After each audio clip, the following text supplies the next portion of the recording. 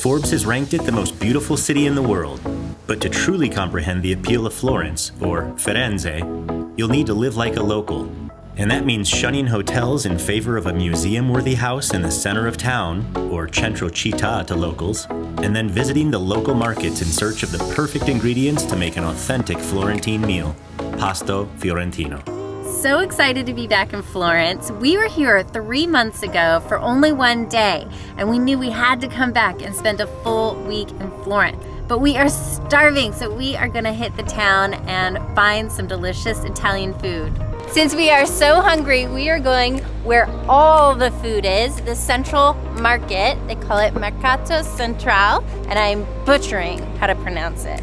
So we're gonna find lots of food and pick our favorites. And our first meal in Florence with our bestie! Amanda is traveling with us, and she is our best friend. So we're gonna have a little adventure. You're gonna find a ton of vendors here, so take your pick. We saw some soup dumplings and of course tons of pasta and cheese and bread and wine, which we're gonna get a bottle of.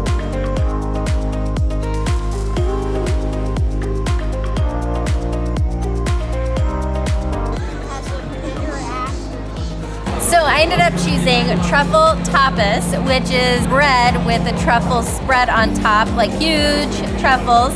And then this is cheese with sun-dried tomato and then little shaved truffle on top. We also got a little charcuterie plate with some cheese and prosciutto, salami, and of course bread and olive oil.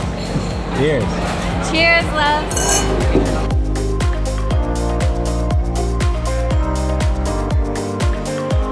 You're not gonna believe this, but we've been sitting here eating this food and drinking this wine for about 2 hours now.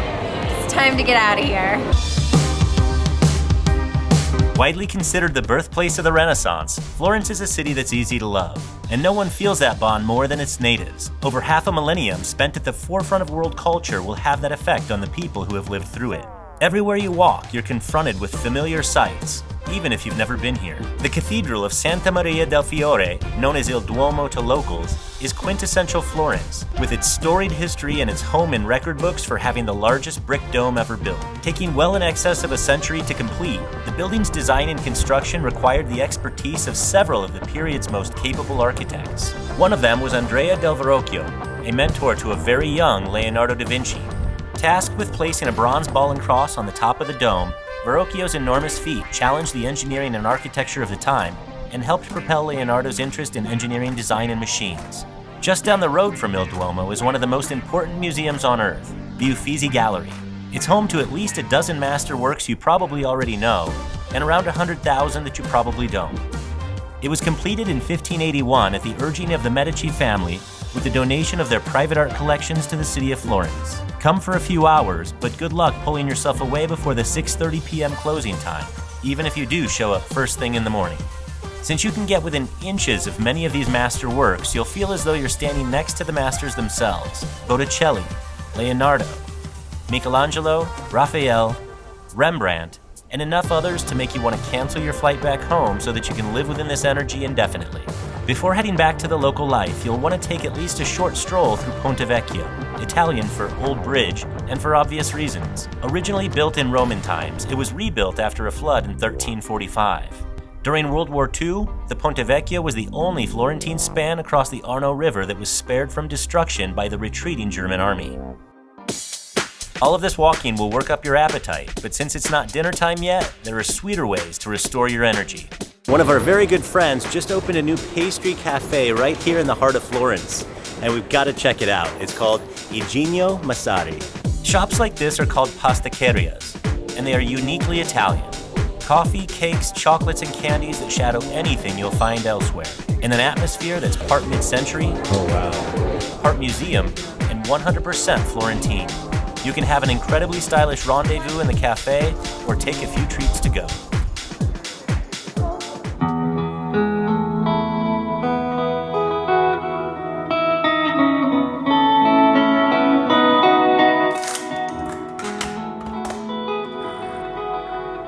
Let's get around and go to the market. There is a market only 2 blocks from the villa, so we're gonna get some ingredients and we're gonna make some dinner at home tonight because our best friend Amanda is a phenomenal cook. She's gonna whip up something special. And of course, Italian. This market is called Mercato di Sant'Ambrogio. Somewhat smaller and less famous than its Central Market counterpart, what Sant'Ambrogio lacks in volume, it makes up for in authenticity. It's the place where all locals go to acquire the perfect ingredients to make the perfect meal at home. We'll shop elsewhere for the requisite bottles of wine, but with a large selection of fresh fruits, vegetables, pastries, meat, seafood, and cheese, it's the kind of place we can only dream of having in the States. Pici is my favorite. Ever since our last trip here, that's what we're gonna have tonight. But no Italian dinner would be complete without dessert, and no dessert is more universally Italian than biscotti. We are here to get some cookies. These cookies are insane. We had a little sample yesterday while we were walking by, and we've got to have some for tonight. This is all biscotti, but in the United States, we consider biscotti just the things that look like this that people have with their coffee. Here, it just means cookie. Just like in, I think, the UK, they call them biscuits instead of cookies. Here, it's every kind of cookie, and we just know the one kind.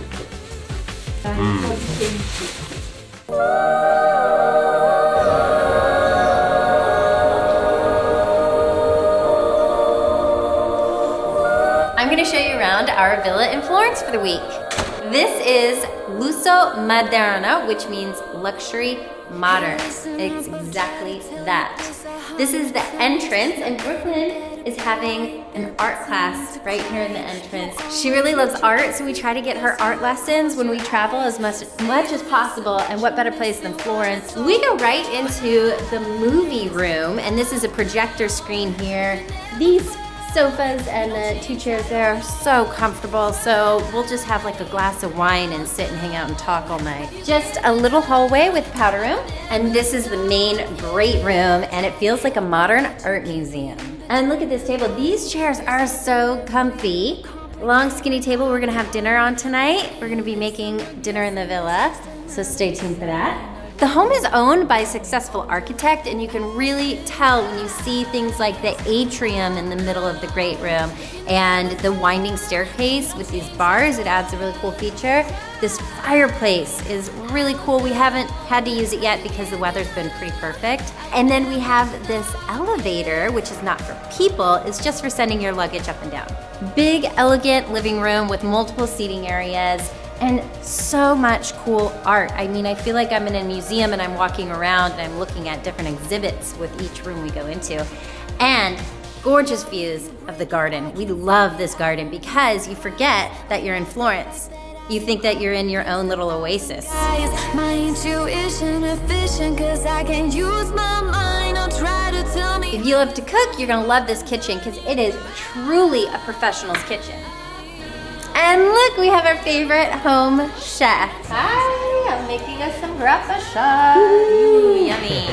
This is like a serious industrial kitchen for any chef. 8 burners and 5 deep fryers. And I don't know, like 1, 2, 3 ovens, something like that. But you know what is funny? Is it has a microwave. And I'm gonna tell you why I'm surprised there's a microwave, because almost every Italian has told us that Italians don't have microwaves, except this house.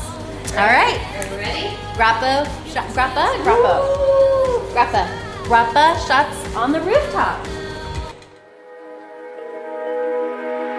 Cute little patio here, which is actually right outside the master, and we're gonna show you that in a little bit. But first, the upper roof, because this isn't it.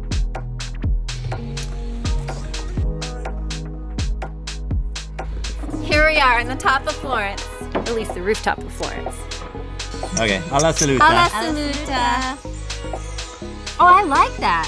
It really Yeah. warms you up. It's one of those. Yes, it is. Okay. One more. Chin chin. Nothing better than traveling with people you love. Let's go see the rest of the house. Let's do the master bedroom now, just 1 floor down. I feel like the birds are having a party up there. And here we are. Shower and toilet right there, which is interesting because the rest of the bathroom is actually in the back of the bedroom. Bathtub, additional sink, and armoire, gorgeous. floor-to-ceiling windows with these curtains. It's a really neat setup.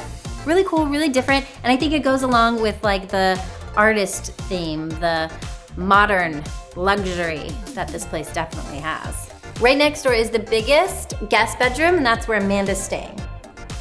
It's like the white room, right? Everything in white. And this is a really neat closet. It's behind the headboard, a hallway closet. You've got the built-in armoire, and then also built-in shelves and drawers that leads you straight into the bathroom. There are 2 more bedrooms left on the ground floor, right around this corner. This is where Colt and Brooklyn are staying.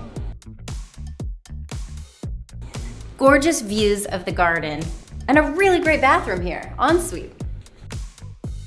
And Colt's been staying right next door. He picked this room, he got pretty excited about it, I think because these tropical leaves here remind him of looking for lizards. But this does not have an ensuite. There's a bathroom right outside the door. It does have a really cool closet. Huge walk-in closet. The last thing I'm gonna point out is this really big laundry room, multi-purpose room. Tons of storage, and I love at Inspirata Homes when we can do our laundry there. Now it's about time for dinner. We're gonna put that industrial kitchen to use. Amanda's gonna help us make a really yummy gourmet Italiano dinner. One of the benefits of staying in a Florentine home with a professional galley like this is that you can never have too many cooks in the kitchen. Salami, some salami with pepper on the edges, smoked buffalo cheese and some olive oil and some cheddar. Carbonara is a dish from Rome made with eggs, hard cheese, cured pork, and black pepper. The modern version, with its current name, arrived in the middle of the 20th century, though the exact origin of the recipe and the carbonara label are as elusive as some of the ingredients are in the States.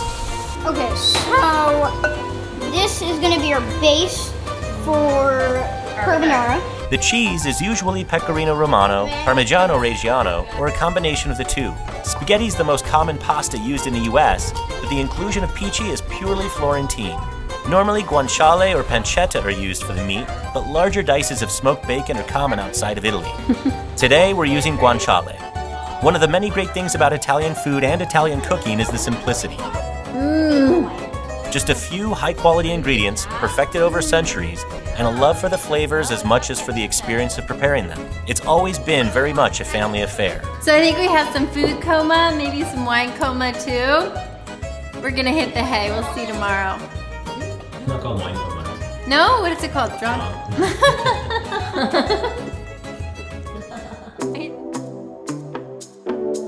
I don't care what you think you know about fragrance. If your name isn't Lorenzo Villoresi, you don't know much. Known as the godfather of fragrance, he's taken what's long been considered an art form and broken it down into an absolute science. Scents from department store brands like Dior, Chanel, Tom Ford, and Yves Saint Laurent may appear to be unique proprietary recipes, when in fact they're nothing more than arbitrary formulations that could be replicated or synthesized in a matter of hours. Villoresi's fragrances, by contrast, are capable of describing a kind of independent universe. They can evoke places, images, memories, or even lead to a space of new emotional dimension. And we're discovering some scents that we never would have found in the US, like this Tropicana. This is incredible. And the only place that you can find this in the US, almost the only place you can find it, is Mozzafiato.com. It's amazing, it smells amazing. It's like all the scents. It's like spices and florals and fruits, all blended so perfectly. We're gonna get some of this, take it home. And in a way, this comparison is a metaphor for the relationship between the world and Florence itself. On a planet full of societies battling for notoriety and attention, the birthplace of the Renaissance is undeniably pure, authentic, and simple. It's a city that you'll discover is just as much about society's future as it is part of our collective past. Florence really is all of us, and we can't wait to come back. Since we're in Italy, it's only fitting to give a quick shout out to our friends at Mozzafiato.com for supporting this channel. Not many people know that the majority of the world's beauty products are produced in Italy, where their commitment and exquisite ingredients and formulations delivers an unparalleled beauty experience. Mozzafiato.com brings the spirit and connection to your home. Never before has the North American market had access to the products of dozens of iconic Italian beauty brands, nor have they had access to the behind-the-scenes stories around how those brands were started. From legendary fragrances and gifts for home and leading-edge skincare routines, subscription boxes and gifts, the products they've selected transport both of us to the very soul of Italy. Each brand in the Mozzafiato collection has been carefully selected as an embodiment of the incomparable Italian standard. I am in love with their Perlier line from Milan, especially the honey anti-aging body balm that makes your skin feel like silk. And the Akakapa hairbrushes are so primo yet affordable that I have replaced every brush in our home with them. And their Pro Rosso line has taken my shaving game to a whole new level, although that's just a fraction of Mozzafiato's men's product collections. Even our kids go nuts for the exotic Marvis toothpaste flavors. So if you want to experience the Italian beauty difference for yourself, just go to followabc.com/Mozzafiato and use the gift code ABCGIFT for a free gift with your order.